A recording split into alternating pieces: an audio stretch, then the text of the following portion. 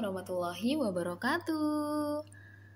Berjumpa lagi dengan Ibu Noe di pelajaran kimia kelas 10. Oke, materi kali ini yaitu ilmu kimia dan peranannya serta hakikat ilmu kimia. Langsung kita masuk ke materinya.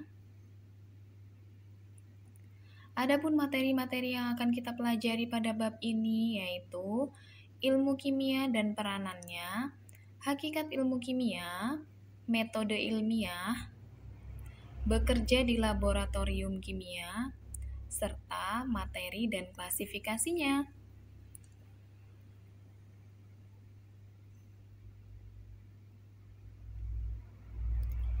Ilmu kimia adalah jika kita berbicara tentang ilmu kimia, kebanyakan orang akan langsung berpikir bahan kimia. Meskipun ada benarnya, tetapi tidak semua bahan kimia berbahaya dan harus dihindari.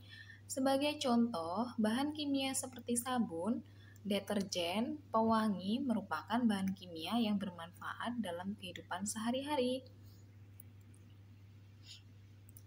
Penggunaan bahan kimia yang tepat dan hati-hati dapat meningkatkan taraf hidup dan kesejahteraan manusia.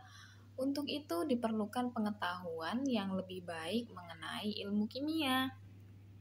Nah, sekarang apakah kalian sudah tahu apa itu ilmu kimia? Oke, kita lanjutkan. Ilmu kimia adalah bagian dari ilmu pengetahuan alam yang mempelajari struktur dan sifat materi, perubahan materi, dan energi yang menyertai perubahan tersebut.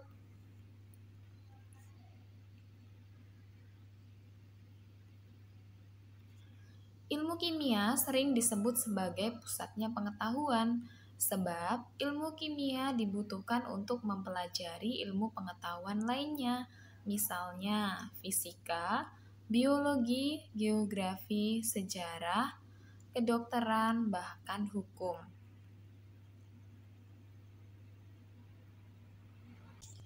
Peranan ilmu kimia.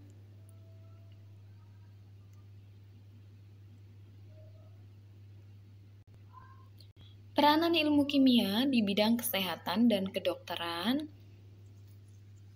Di bidang kesehatan, yang terpenting adalah bagaimana manusia berusaha menghindarkan diri dari penyakit.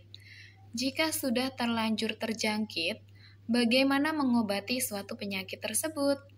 Misalnya, pembuatan obat-obatan, antibiotik, vaksin membutuhkan pengetahuan kimia yang mendalam. Proses pembuatannya pun membutuhkan riset yang panjang serta kerjasama dari berbagai disiplin ilmu, di mana ilmu kimia mempunyai peranan yang utama.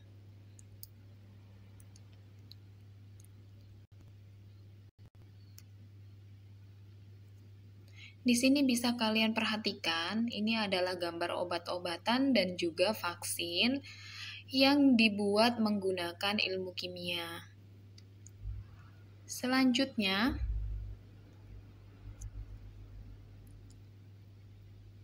peranan ilmu kimia di bidang energi dan lingkungan. Kebutuhan energi akan terus meningkat dari waktu ke waktu. Saat ini, sumber energi utama dunia adalah energi fosil yang diperkirakan akan habis pada 50-100 tahun. Untuk itu, perlu adanya sumber energi pengganti untuk mengatasi krisis energi yang mungkin akan terjadi. Melalui sel surya, energi matahari dapat diubah menjadi energi listrik. Nah, energi matahari inilah yang dapat dijadikan sebagai energi alternatif sebagai pengganti energi fosil. Dalam hal ini, dibutuhkan para ahli kimia dalam mengembangkan sel surya untuk menghasilkan listrik, sehingga kebutuhan listrik dunia akan terpenuhi. Di sini bisa kalian perhatikan, gambar ini adalah gambar energi fosil, kemudian yang bagian bawah ini adalah gambar pemanfaatan matahari untuk sel surya.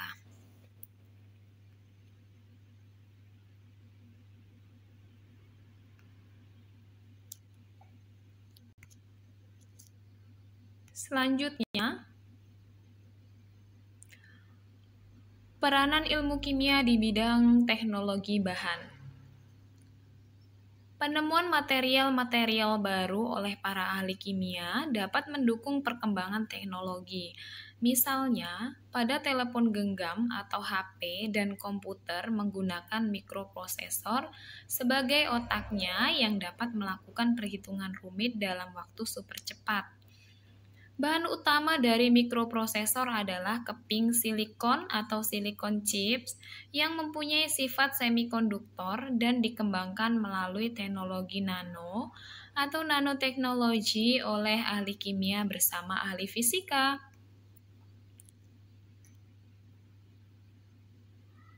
Di sini bisa kalian perhatikan, ini adalah gambar dari keping silikon atau silicon chips yang berada pada handphone kalian.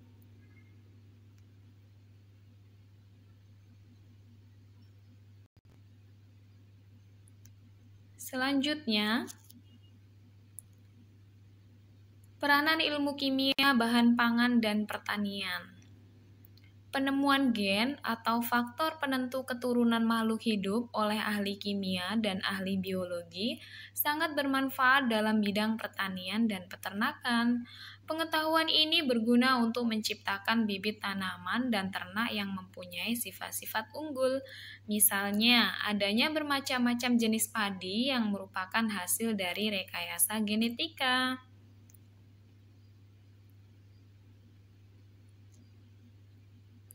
Di sini bisa kalian perhatikan, jadi padi itu bisa kita buat bibitnya sesuai dengan keinginan kita. Misalnya padi dengan bulir yang banyak, kemudian padi yang ukuran tanamannya pendek, kemudian jangka waktunya 3 bulan bisa dipanen. Nah, itu merupakan hasil dari rekayasa genetika.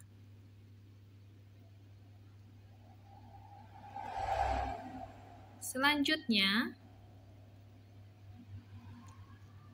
peranan ilmu kimia pada bidang penegakan hukum dan masalah sosial. Seseorang yang dicurigai sebagai pengguna dan pengedar narkoba dapat dites menggunakan alat uji khusus.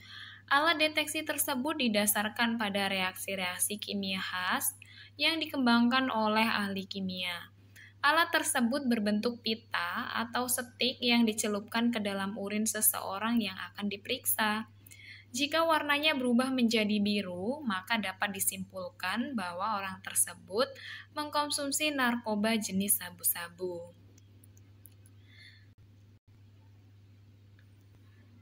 Nah, ini adalah gambar alat uji pada narkoba ya, yang dicelupkan pada urin.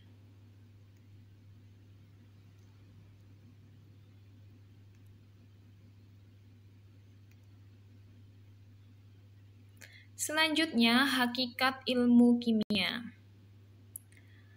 Nah, kita kembali lagi ke pengertian dari ilmu kimia, yaitu adalah bagian dari ilmu pengetahuan alam yang mempelajari struktur dan sifat materi, perubahan materi, dan energi yang menyertai perubahan tersebut. Hakikat dari ilmu kimia sendiri yaitu suatu benda dapat mengalami perubahan bentuk maupun susunan partikelnya menjadi bentuk lain sehingga dapat mempengaruhi sifat-sifatnya. Jadi, suatu materi kimia dapat mengalami perubahan. Apabila materi tersebut mengalami perubahan, maka struktur atau partikel-partikel di dalamnya, susunannya ikut berubah, kemudian sifat-sifatnya juga ikut berubah, dan ada energi yang berubah pula yang menyertai perubahan tersebut. Selanjutnya, ilmu kimia berkembang melalui eksperimen. Oleh karena itu, ilmu kimia selain berisi produk-produk ilmiah seperti fakta, prinsip, hukum-hukum, dan teori, juga memuat proses-proses ilmiah. Dalam proses ilmiah tersebut diperlukan sikap ilmiah, misalnya jujur, teliti, disiplin dari para ilmuwan. Produk ilmiah yang dihasilkan dalam ilmu kimia ditujukan untuk meningkatkan kesejahteraan umat manusia. Dengan demikian, untuk mempelajari ilmu kimia, selain harus memahami tentang struktur, sifat, dan energi yang menyertai perubahan suatu zat, juga diperlukan proses yang benar. Misalnya, melalui percobaan-percobaan untuk mengungkapkan fakta-fakta secara jujur.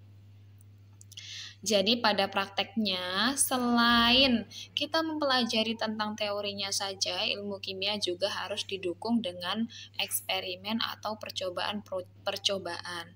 Nah, dalam melakukan percobaan kimia, seorang ahli kimia atau seorang siswa yang belajar kimia harus menyatakan fakta-fakta secara jujur sesuai dengan percobaan yang dilakukannya. Oke, sekian materi kali ini. Terima kasih. Jangan lupa subscribe, komen, like, dan share video ini supaya manfaatnya tidak berhenti di kalian saja. Oke, Ibu akhiri. Wassalamualaikum warahmatullahi wabarakatuh.